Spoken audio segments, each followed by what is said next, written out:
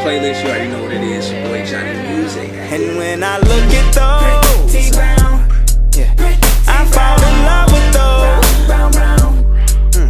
It's like an overdose. I really hope you know. Okay, first of all, how did you come up with Johnny Muzik? Is it John or is it Jonathan? It's Johnny. So what happened is, back in high school, I went to Withrow. Withrow, what up, by the way? So back in high school, there was a group of friends, my best friends. We called ourselves the Johnny Boys.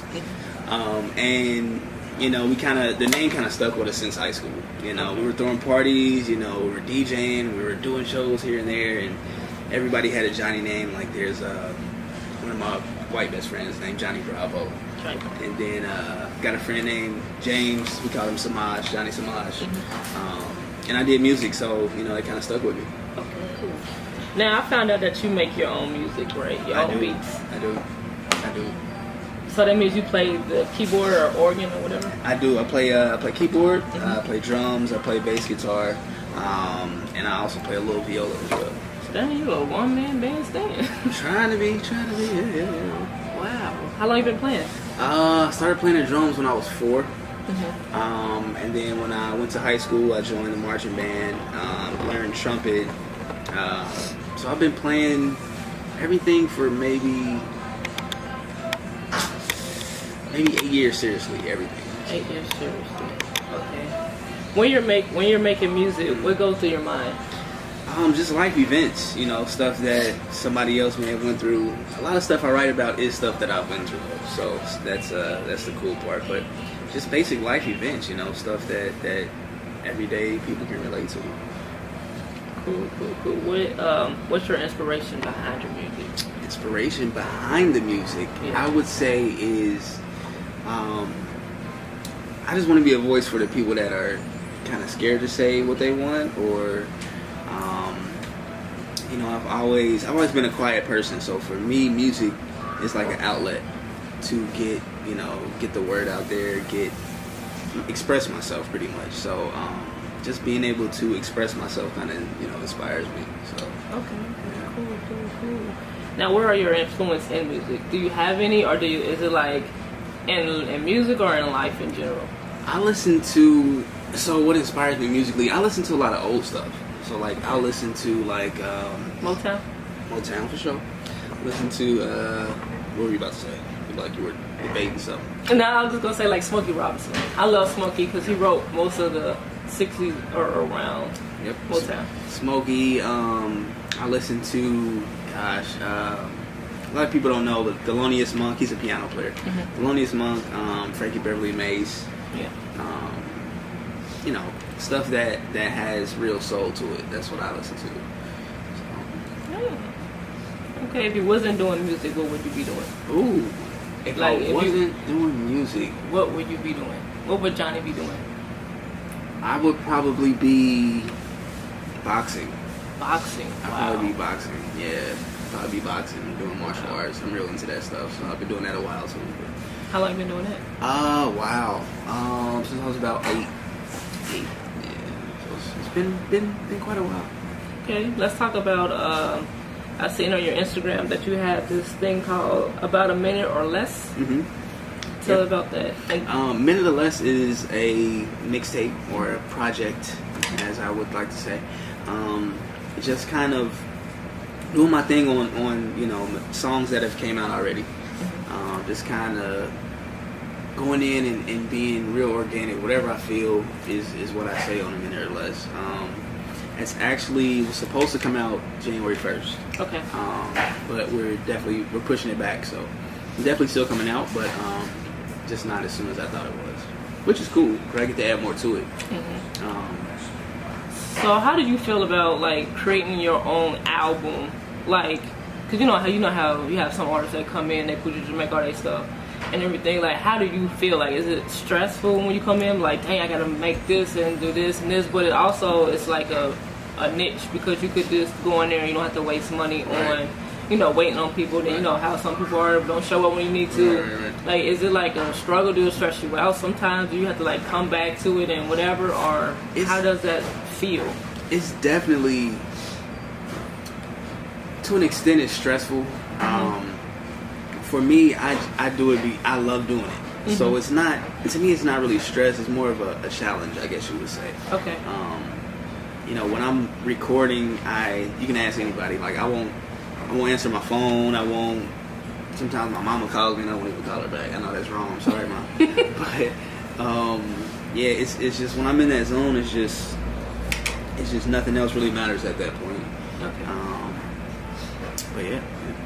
So how did you come up with Loyalty and then Those? Because those are samples by Mint Condition. Yep. That's one of my favorite groups of all time. And then Chris Brown and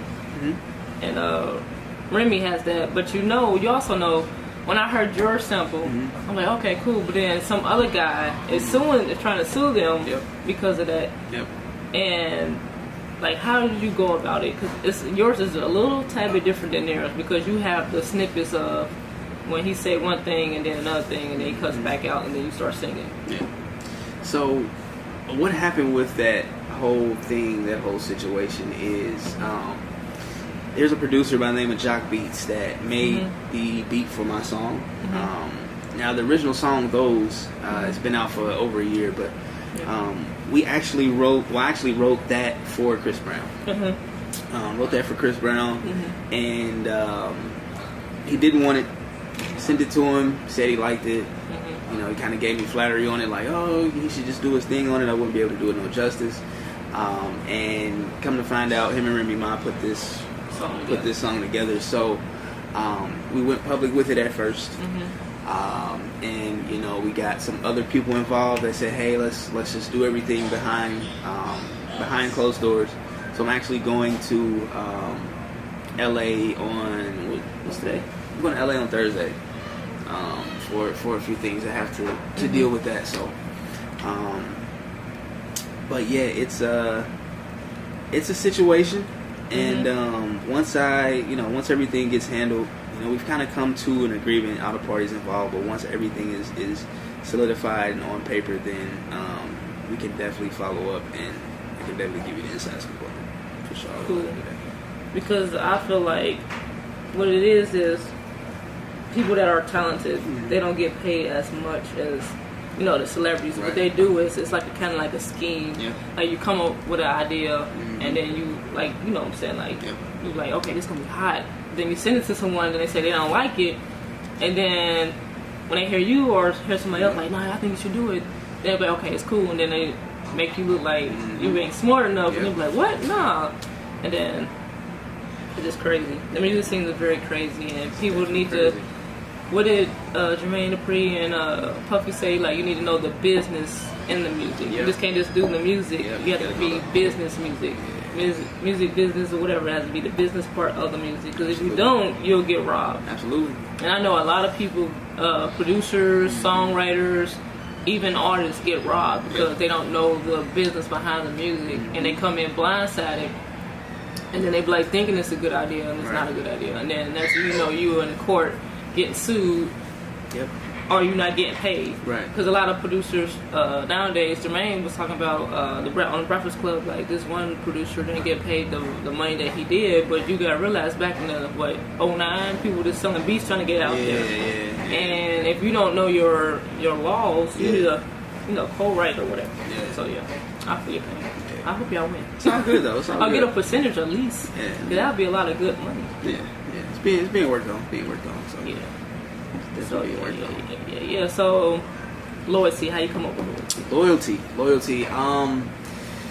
For me, when I'm creating, it's really wherever my mind is at that point in time. The whole song, what's online is just the ending of the song. Right. The whole song is actually completely different from the loyalty part of it. Okay. How did I come up with it? I really don't know. People ask me ask me that all the time. How you come up with this? How you come up with that? And it's just, I'm a creative, so whatever I'm thinking at the time, whatever sounds right on that particular track or in that particular spot, that's what I do. You know what I mean? I don't like to limit myself. It's just whatever comes out for me. It's like I'm just a vessel. You know what I mean? Whatever comes out is what it is. So Okay, I gotta ask you a couple more things, and then this interview is done. What makes up Johnny Music? What's the elements of Johnny Music? The elements of Johnny Music. What makes up Johnny Music? Passion. Passion for the craft, for the art. Curiosity. Curiosity. You know, because I don't know everything about music, but I'm so curious that it drives me to just learn more and try to do more, soak up everything as a sponge. And creativity. I'm just a creative. I mean, that's really who I am. So you've been doing music from 4 and up? Yeah. Dang. Yeah. I wanted to be in music when I was 4. I got in music when I was 12. It's never too late. It's never too late. Never too late to start. Right. Okay, so I'm gonna let you go. Okay. But before I let you go, yes, you have to look into that camera and tell the next. If you could leave a message for the next generation, what would it be? If I could leave a message for the next generation, so next generation, listen up. Is it coming out? Next generation, never give up. People are gonna tell you should. Don't listen to them. Stay focused. Keep God first. Eat good food like what they're about to give me now, and stay humble, man. Stay humble, stay working. That's it. When I look at those, I fall in love with those. It's like an overdose. I really hope you know, you know, you know. Would you mind if I get missing with you? Can't believe I